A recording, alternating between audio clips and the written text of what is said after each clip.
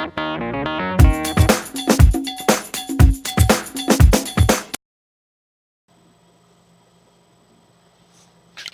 last month we ended with the look at the graphic novels from my bento box of August, and I figured that to start this month, and it actually took me, because I literally got it at the bento box at the end of last month. It literally took me the last couple of days to read these books, so I thought, why not begin this month with the reviews from last month's bento box? So, without further ado, here we go. Now, I've been going back and forth over how to do this. The theme of the complete the theme of the box was uh, explosives, explosive, and all these books were brought to us by Dynamite Entertainment. So I really don't have to throw that in. But they were all from Dynamite Entertainment, and so the name kind of fits. But the stories themselves, not so explosive. Um, I've decided I was going to make up my own themes with them because I got two books that were all four books were similar to each other. Like there were two vampire type books, and there were also two monster or fear based books, and which give you a total of four. But instead, I decided to go on uh, what I felt was um, most disappointing to least disappointing. Okay, first up, uh, the complete story of Dracula. It wasn't a bad story. It was a good book. But what was disappointing about it was, um, I guess because we've gotten so used to the way of slang and stuff like that, I found a lot of the English that was in this book to be more of the uppity type of English, the proper English, if you will. Plus, not only that, what was disappointing about the book is it seemed that um, it wasn't written in the same vein as like even each little block um, that are in most comic books was written as if it was an entry journal. So basically, what you end up doing is you end up reading um, a story that is covered in one book, but it is throughout many different journal entries. There are a lot of interesting pictures. The artwork is phenomenal, to say the least. But just the way it was written, I felt it was pretty much a downfall for me. Anyway, alright, that is Dracula complete. Up next, Dean Koontz' Fear Nothing. Uh, a good book. Um, it was okay. I mean, it had a good pace. Um,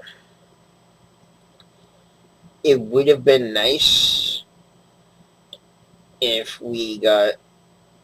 It seems like it's an open-ended thing because it seems like it should have been two graphic novels instead of just one, and we only got one half. Um, maybe the second half of the story isn't as explosive, but as the first thing. But basically, what we get with this is it's a story about a guy who has a really rare type of cancer, um, and it can only be um, contracted hereditary,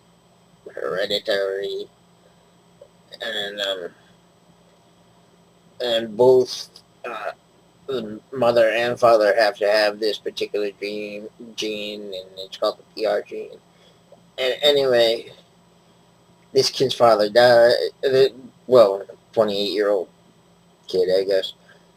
Father dies, and um, there's just a big mystery that goes on, and he uses a bunch of different ways of trying to find out what's going on.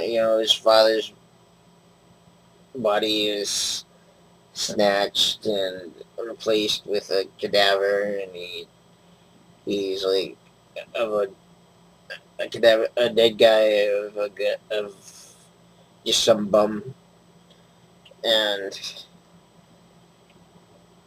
he tries to figure out why it was kidnapped, and what is all this about, and he slowly starts to find out what it's all about, but unfortunately it abruptly ends, and that's kind of why I had to put it in my disappointing pile, because it just ends.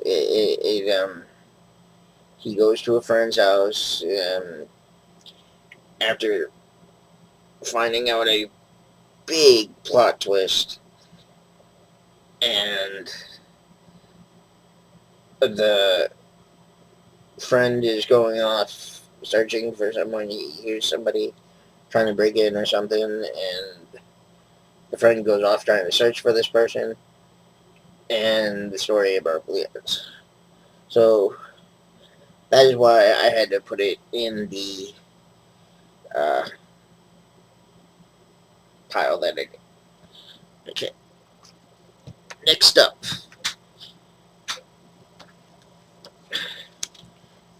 based on the hit TV series Grimm, uh, loosely based off the Brothers Grimm. The Grimm story is basically that there is a family of Grimms, and they can see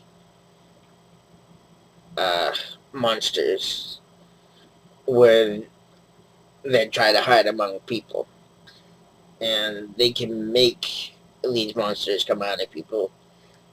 It was really well written. It was really well drawn. I liked it. Uh, each thing flowed perfectly. Um, the story flowed very well, and it was just a really good book. Um, this one is called The Coins of Zankaranthos. Um,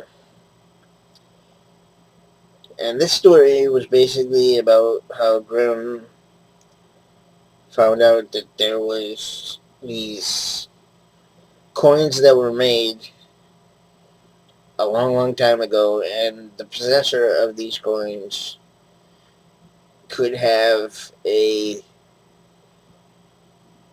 They gave him a certain flair for the hypnotic. They were easily able to manipulate people, and it was his duty to get a hold of these coins and destroy them. And that is the short version of this. Last but in no way least, because I loved every story in this. Um, Vampirella. The first, it was actually only two stories, but the first story that we get was one of Vampirella is hired on a mission because a little girl has been kidnapped, and an old enemy of hers has taken possession of a person and of a father, and the father has kidnapped the child. And um, the, and at first it turns out that at first it seemed like uh, the child is going to be sacrificed to a particular deity, but then it turns out that all along uh, that the little girl was just bait, and that the real intended victim was to be Vampirella herself, who was supposed to be a conduit for the woman known as the Lady of Shadows. Um, the second story has to do with a convent, and this convent is all of a sudden a woman gets killed, and another woman is starting to act a little unhinged. So Vampirella goes in as a nun, of all things, and decides, or is used by Day Sistis or something like that as a means to investigate what's going on, and it turns out that uh, one of what is actually going on is that there is a woman who was burned as a stake at the stake as a witch and became uh, Baphomet's lover or mistress, and she was granted 500 years in hell, and she